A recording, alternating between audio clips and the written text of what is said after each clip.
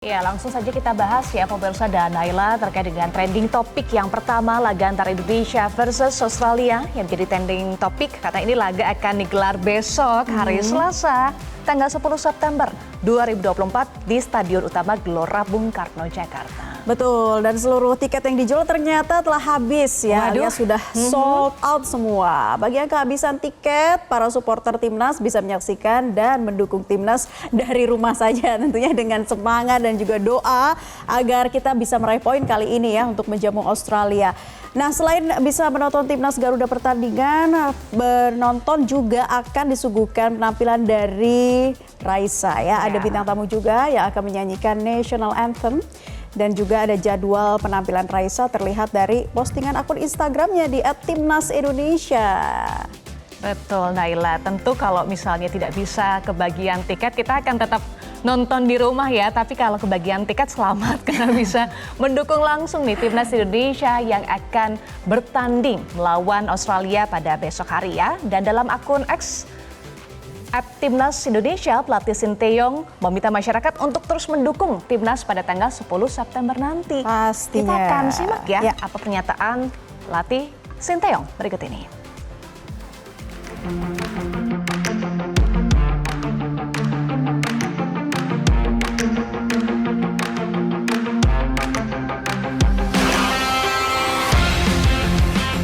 (10일) 날 호주랑 경기 있을 때 많은 팬들이 운동장에 찾아와서 우리 인도네시아 홈 경기를 응원해 주시고 우리 팀이 꼭 승리할 수 있도록 많은 응원 부탁드립니다.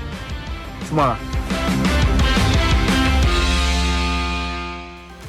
Ya, itu yang disampaikan oleh Sinteyong. Sementara keakraban punggawa Timnas jelang menghadapi Australia terlihat saat Martin Paes diminta untuk bernyanyi usai makan bersama ya, dan terlihat di unggahan akun Instagram dari Timnas Indonesia. Nah, ini semacam salah satu bentuk ospek katanya terhadap pemain baru yang bergabung di Timnas asuhan Sinteyong. Wah, Kita lihat ya nih videonya. Kalau kita lihat Martin Paes sambil naik meja Naila dan memegang mikrofon. Martin Paes stand by me. Oke, kita lihat bagaimana keseruan mereka ya berikut ini. Just as long as you stand by me.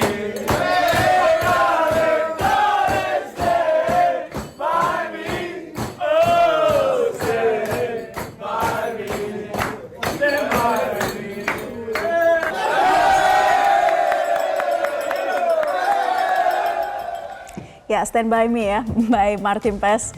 Itu sebenarnya semacam semacam seperti sinyal begitu ya bahwa Timnas ingin stand by me Martin Paes, karena Martin Paes sudah berhasil juga ya kemarin akhirnya bisa menahan imbang dari Arab Saudi ya 1-1 seperti itu.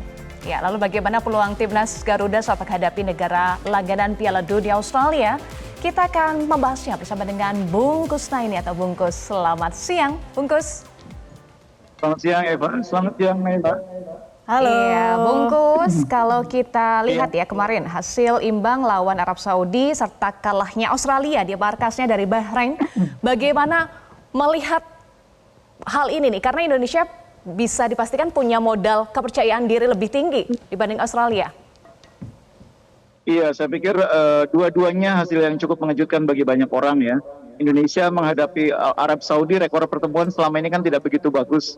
Bisa dibilang kita ini kesulitan mendapatkan poin. Bahkan mungkin pertandingan kemarin merupakan pertama kalinya Indonesia mendapatkan poin ketika bermain di kandang Arab Saudi.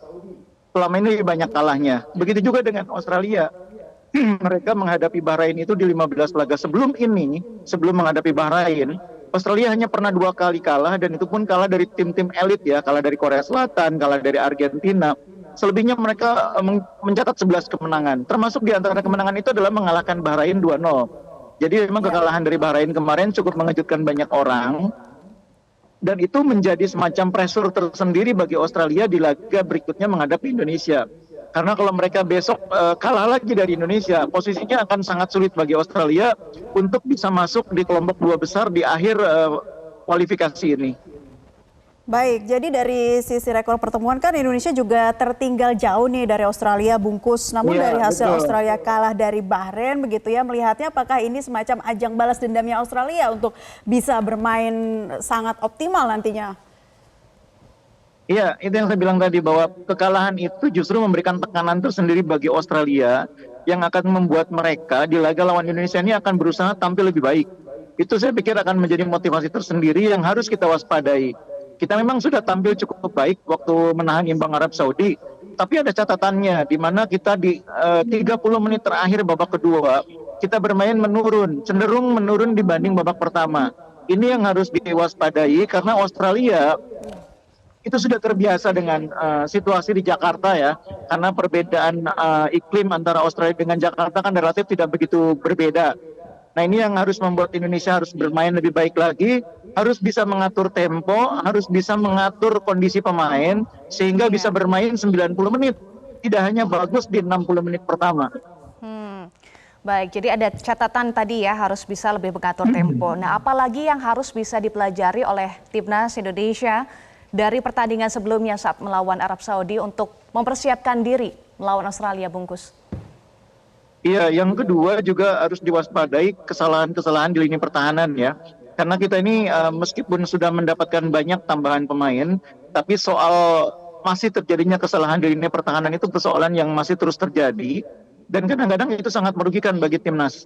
Jadi menghadapi Australia kita harus mengurangi risiko kesalahan-kesalahan itu. Karena memang Australia ini memiliki materi pemain yang secara teknis lebih berpengalaman dibanding Arab Saudi. Lebih berkualitas lah kalau kita katakan demikian ya. Karena mereka bermain di banyak klub di Eropa ya. Ada yang bermain di Liga Inggris, Liga Skotlandia, kemudian ada juga yang bermain di liga-liga yang lain. Itu akan membuat mereka menjadi lebih berbahaya dalam penyelesaian akhir. Nah, waktu lawan Arab Saudi kemarin, Arab Saudi itu sebetulnya punya 17 peluang, bahkan sampai 18 lah ya. Tapi 4 diantaranya itu berhasil mencapai target. Untung kita punya kiper yang bagus, Martin Paes. Dari 4 peluang, 3 berhasil dipatahkan. Nah, lawan Australia nanti tentu kita tidak boleh bergantung terus kepada keterampilan Martin Paes dalam mematahkan peluang-peluang itu. Kita harus meminimalkan peluang bagi lawan. Supaya lawan peluangnya tidak terlalu banyak, kita perbaiki pertahanan kita. Itu caranya. Baik, jadi lini pertahanan ini perlu juga menjadi hal yang dioptimalkan kembali. Nah, kalau kita lihat skuad Sintayong ini kan starting line up-nya kuat di awal tapi turun di menit-menit pertengahan begitu ya, Bung. Sampai akhirnya perlu dicermati lagi nih dari laga timnas itu seperti apa, Bungkus? Ya ini namanya mengatur tempo ya dalam sepak bola gitu ya. Jadi kita dengan materi pemain yang sekarang ini kita memang tidak bisa bermain dengan tempo tinggi, dengan intensitas tinggi dalam 2x45. Karena itu harus pintar mengatur kapan saatnya kita melakukan intensitas tinggi, kapan saatnya mengurangi. Supaya di akhir laga kita masih bisa mempertahankan level permainan kita. Kemarin kan kita di 60 menit main bagus, tapi 30 menit terakhir intensitasnya menurun, level permainan juga menurun, dan kita sangat tertekan. Nah, lawan Arab Saudi kita masih bisa beruntung bisa menghindari kekalahannya, walaupun ada penalti di menit-menit akhir babak kedua. Nah, lawan Australia jangan sampai terulang seperti itu. Kita harus bisa menjaga intensitas, tapi pada saat bersamaan menjaga tempo, sehingga kita masih kuat bermain dengan kualitas yang sama sampai akhir babak kedua.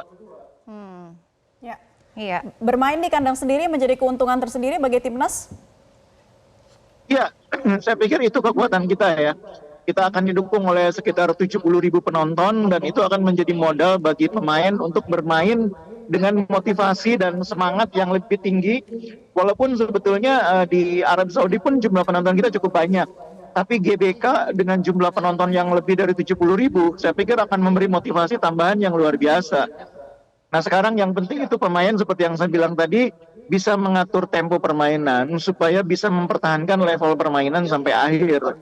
Dukungan penonton mungkin akan membawa dorongan dan sekaligus suntikan semangat yang akan membuat mereka bermain lebih bernafsu, lebih bersemangat untuk mencetak gol untuk kemenangan pertandingan.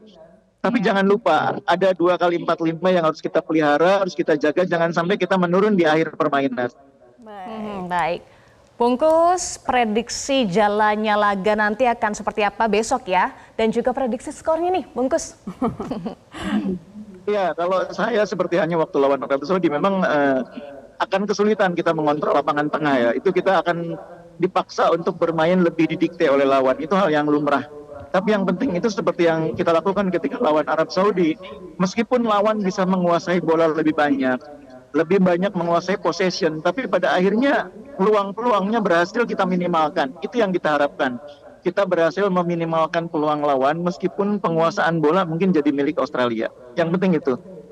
Ya, optimisme pastinya harus bisa kita gaungkan kembali ya untuk lawan Australia esok. Terima kasih Bungkus, pengamat sepak bola sudah bergabung bersama kami di Sonata Newsline kali ini. Tentunya pasukan Sintayong diharapkan bisa meraih poin lagi ya melawan Australia sehingga jelajahi cara baru mendapatkan informasi. Download Metro TV Extend sekarang.